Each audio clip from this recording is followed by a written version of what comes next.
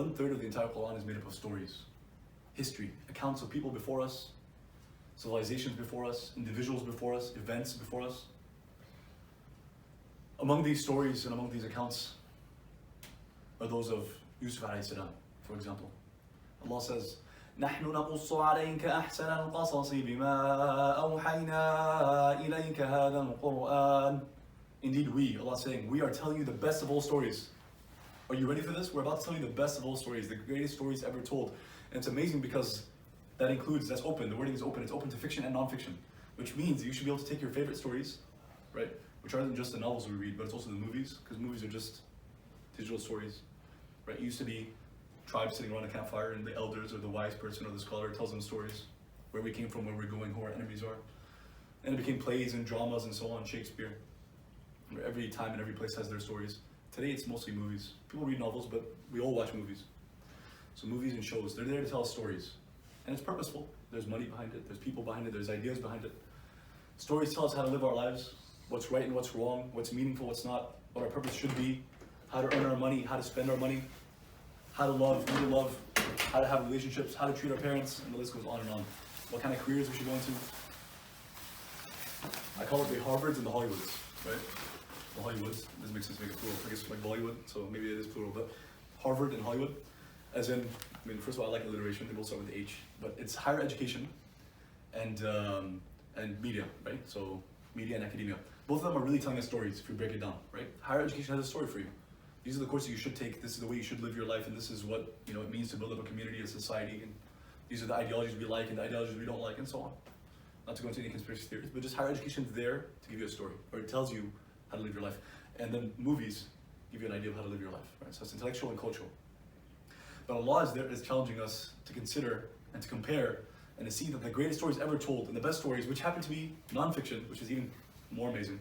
It's no dragons and no magic and no spells and none of that stuff. No zombies and vampires. The greatest stories were non-fiction. They were real, they actually happened.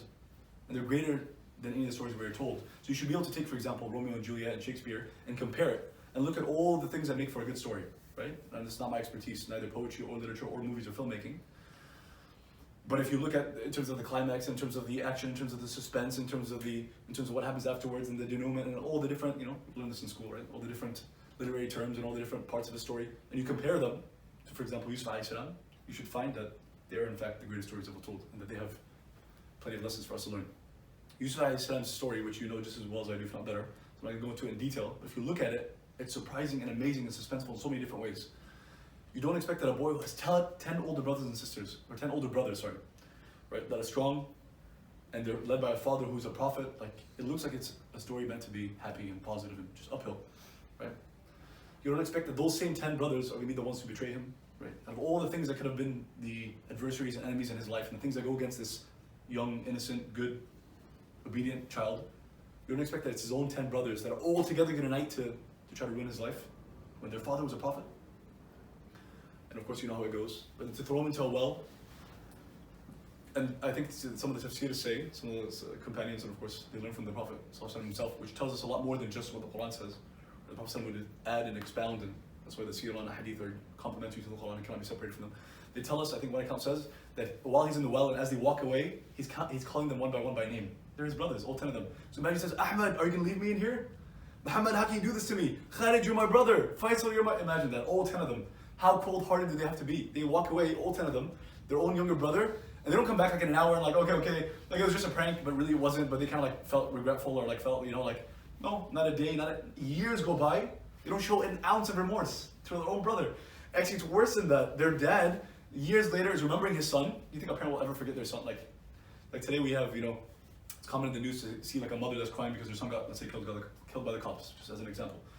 And we're not here to talk about police brutality, but things like that where or it's Kashmir, or it's wherever it is, like her son dies, and obviously an hour from then, not even like a year, an hour, like the news is jumping onto some other story, so she has to get over it.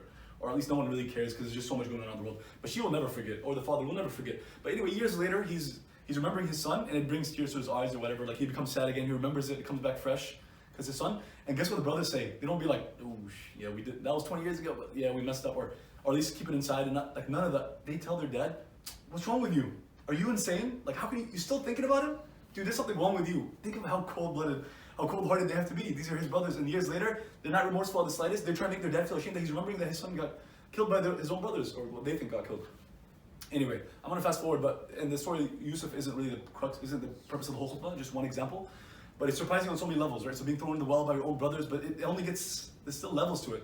Because you don't expect after that you're gonna be saved. Maybe the next day, a week, we don't know. But he didn't die of hunger or starvation, all the things that could have happened. He was saved by people, but then thrown into slavery. Like, wow, it's like, suspense and plot twist. That was what I was looking for, it's a plot twist. He gets thrown into slavery, but enslaved by like the elite of his society. That's kind of cool. Like, if you're gonna be a slave, you would rather be someone who's rich and so on. And that person who's, it wasn't like the king or the pharaoh or so on, but he's up there, like he's a minister, whatever it is, he's upper class. He also happens to be a nice, compassionate guy who fears Allah. Well, that's nice, because that's usually rare. Usually poor people are more likely to be religious, and those who are in power and wealth, again, there's always exceptions, they're more likely to have done something to get there, or they have to do something to stay in power, so they're usually not the nicest people. He treats his own slave, which no one, as far as we know, there was no rights and human rights at that time. He could have done anything to his slave boy. He takes good care of him, right? So that's another plot twist. It's like, oh, okay, that's kind of, he's a slave, he was the prophet's son, but he's taken good care of. Plot twist, the wife is like evil and nasty, and it seems like there's evidence to indicate that possibly he wasn't the first kid or boy or teenage guy that she had messed with in the past. It seems like she has a history of this because certain things that their father says indicates that he knows his wife. But anyway, so it's like plot twist after.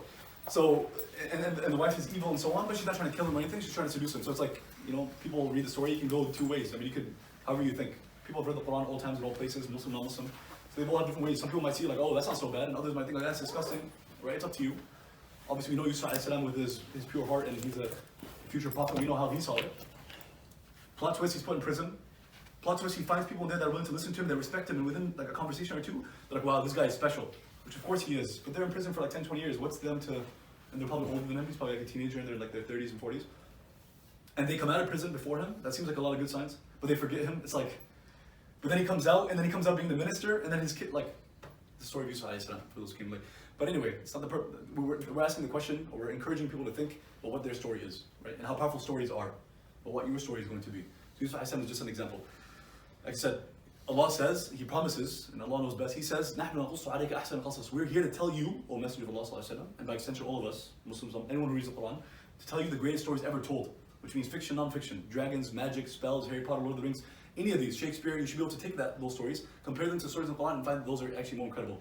We use Yusuf ﷺ just an example. Obviously, I have to fast forward, but another story, David and Goliath.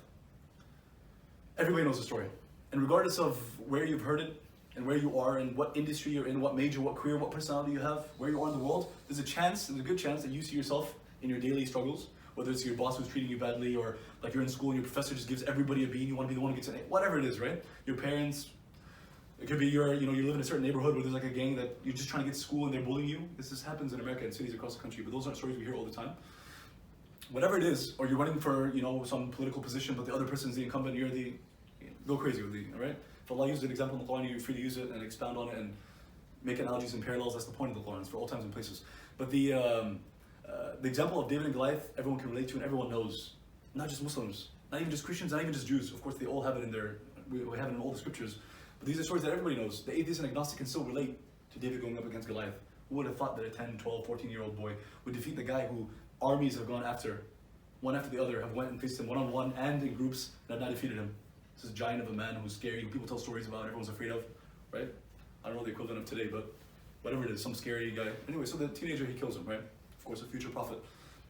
And the third example, before we go more into kind of the purpose of the khutbah, the third kind of case is Musa alayhi salam, Moses going up against the Pharaoh. I love this story for many reasons. Again, it's known, of course, by Muslims, Christians, and Jews. Every Friday prayer, many Friday prayers, and Sunday churches, they mention him and use him to bring out and to extract many lessons. But so do atheists and agnostics, so do people as far as India and China and Russia and US and Middle East, and everybody knows the story of Moses and Pharaoh. And today, in times where you're not happy with the political authority, or you're not happy with the establishment, you're not happy with the powers that be, it has also a new meaning, a new flavor. The Musa alayhi going against the Pharaoh can symbolize, and the fact that Pharaoh, and this was something I just learned this year, from the Imam Waziddin Muhammad community, I've spoken about this a number of times, but I'm passionate about this. One of my personal projects in 2019 was to expand my horizons. I grew up around an immigrant Muslim community, which I love. I wanted to go and meet other Muslim communities and other communities and see if I can learn something. And I learned a lot, alhamdulillah, from an African American Muslim community called the Imam Waziddin Muhammad community. But that's for another khutbah. They had an interesting way of seeing Musa and the Pharaoh, and they said, it's beautiful, They said that it's very related to mass incarceration and it's very related to the prison industrial complex, and on and on and on they went. I'm like, man, we all know growing up, I'm sure you guys agree, we all know this, we heard this, we learned this, but we believe this. The Quran and Sunnah is for all times and places. Now that's like a slogan, but what does that really mean? So they're saying, for example, when the Pharaoh used to kill the men, or the boys, right? Kill the boys. He didn't want men to rise up. He didn't want kind of like a rebellion or revolution or whatever you want to call it. He didn't want any kind of conflict. He would kill the men and he would leave the women. And the women now are in chaos and they're enslaved and they're trying to survive and take care of themselves. And you can imagine, right? What happens in that kind of society. And he's just, just stepping on them with a boot. They say that that's not so different than today, where the fact that it's very hard to find an African American, specifically the African American community, but it's an American thing, very tough to find African American men that don't have a record at one point or another. They weren't put in prison, whether they committed a crime or not, whether it was a small crime, whether it's not, whether it's just or whether it's not. But the need for criminal justice reform, and that's its own theme. So they say we can relate the two. I'm like, that's beautiful. It's amazing. Now, before we move on, I wanted to say these three stories. I guess I already mentioned this, but it's beautiful. I picked these three stories. They're from the Quran. They're part of our tradition. They're prophets, not just people that Allah talks about. Other people in history, but they're prophets, so the greatest people that have ever lived, and they surpass and transcend the Islamic tradition and any religious tradition. Right? They're universal symbols of patience and perseverance and the power of stories, the power of storytelling. And what I'm trying to put forth in my thesis is that in a time where we find that Muslims are not where we want to be, right? It's not easy being Muslim. It's tough. It's frustrating. You constantly have to explain yourself. No, I don't believe this. No, we're not about. No, I'm not like it. No, that's not what Islam. And it's on and on. It might be our whole lifetimes. Allah, man. We pray that Allah, makes this go by. We know that things are in phases. We know that we're not the first. We know that this happens to people in history and in U.S. history. It's a normal thing in a sense. We hope that it's just another couple of years, 10, 20 years, not a lifetime. But it could be a lifetime or more, right? But in that phase or in that life, and Allah chose us for this time and place, and Allah knows that that's the best for us. Not necessarily dunya-wise. There are other times where you've been rich and now it's like you're poor, or it's harder to make money. There have been times that are easier. There were times where Muslims were rich and powerful and like running the world, so it's easier dunya-wise. But Allah knows that the best thing for you in terms of your akhirah is to be in this time and place. And we don't know all the factors. Allah does. He chose us. And with every challenge, there's an opportunity. Is what I'm trying to put forth. And the opportunity of today is to tell a better story. Instead of saying all the things Islam and Muslims aren't about, and just focus on all the negative around the world, tell a better story. Starting with, of course, the Quranic narrative. Allah tells us the best stories ever told. But also the fact that 1/3 of the Quran is made of stories means Allah knows us well. He knows that stories are powerful, that they influence us, and they make us think, and they help us build our lives. And by extension, the community, help us decide how we want to live. So we should be telling stories. Hence, why you see in the last however many years, like since 9/11 and so on, last 10, 20 years, a number of Muslims in the community, I would argue a lot more are needed, but people take on social media and see that this is kind of the extension of their da'wah and their community building and so on. And why they create videos and why they give khutbahs and why they do so on. And while it's tough to do so, right, it's a time where it's not easy to speak out, it is a time where there's, inshallah, more reward in it, more benefit for our community and for other communities. So tell a better story, and I'm asking you to think, what is your story, right? Because we're still alive. That means every day we have an opportunity to build ourselves. But Allah starts with these stories of prophets, people before us, before the Prophet Muhammad, of course, because the Quran is revealed then.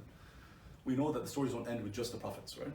They're the best examples, the greatest stories ever told. But it is beautiful that if you think about it, all of human history, and every story, as in everyone's lives, peoples and civilizations and cultures and all of it, really is Allah's story. Because He created all of humanity, and He decides how things go. Which person, individual, organization really controls the entire global narrative? Nobody. Who decides exactly all the trends in society?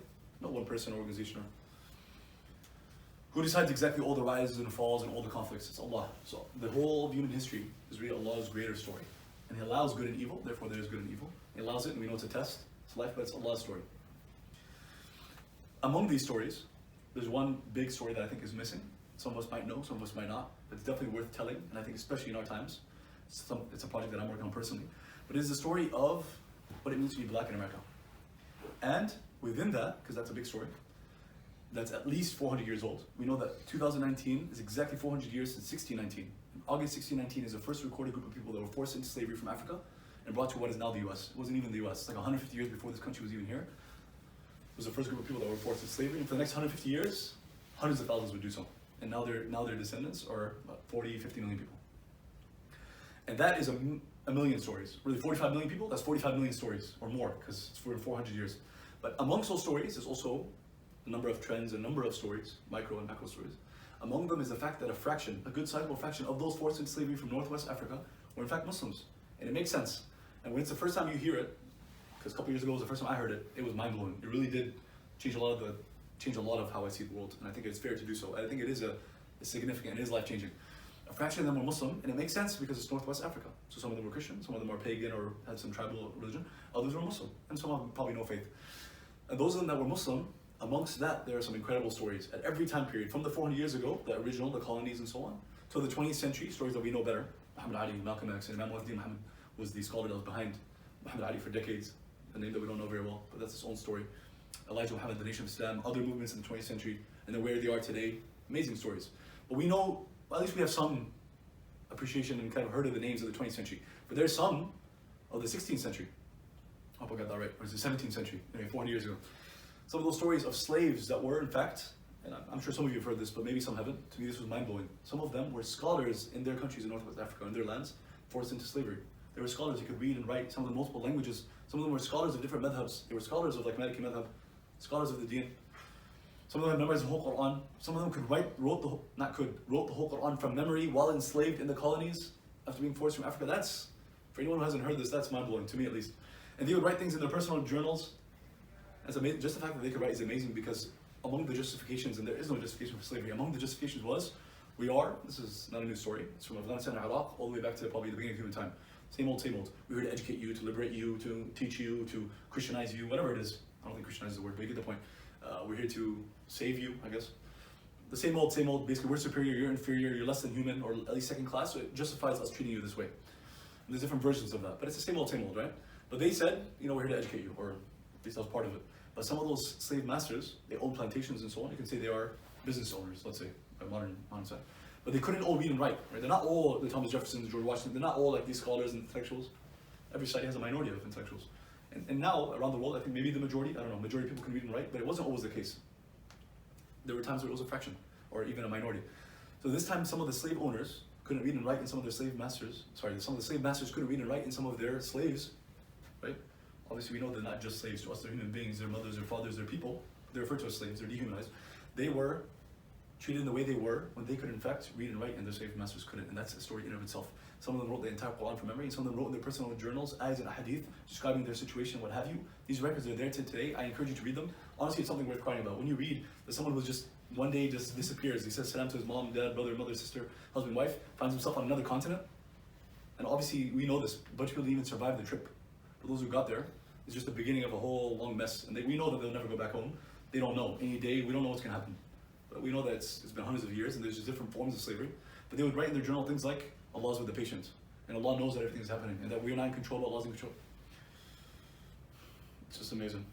Anyway, the second point, and I'll wrap up with this, is, like I said earlier, that our stories aren't finished. As long as you're alive and breathing, and yes, some of us could pass away today, and it could be 50, 60, 70, 80 years from now. Really, some of us could live to 110, but realistically, it's more like 60, 70, 80. And so we're like, what, 1/4 the way through, right? And we know that, I know for a fact, I used to say this in abstract, we know we can die at any moment. We believe this as Muslims, but this summer, and I'm sure some of you were in Houston, I went to at least 4 janazas, and I think there was more, but I went to 4, 15 years old, 26, 28, and 45, something like that. At least one of them was 15, someone from the Nigerian community. It was a boy who had led Taraweeh and led Fajr prayer in Ramadan, and then like a month after Ramadan, he had passed away. 15 years old, and all other kids in the community and the dads and stuff, they didn't. That was tough. That was a tough test. We hope that he's in Jannah, and that we are actually should be more concerned about ourselves, because we're still alive. Chance to die as Muslims and chance not to. Chance to please Allah and a chance not to. But as long as you're still alive, I'm asking you again, what's your story? And what's your story going to be?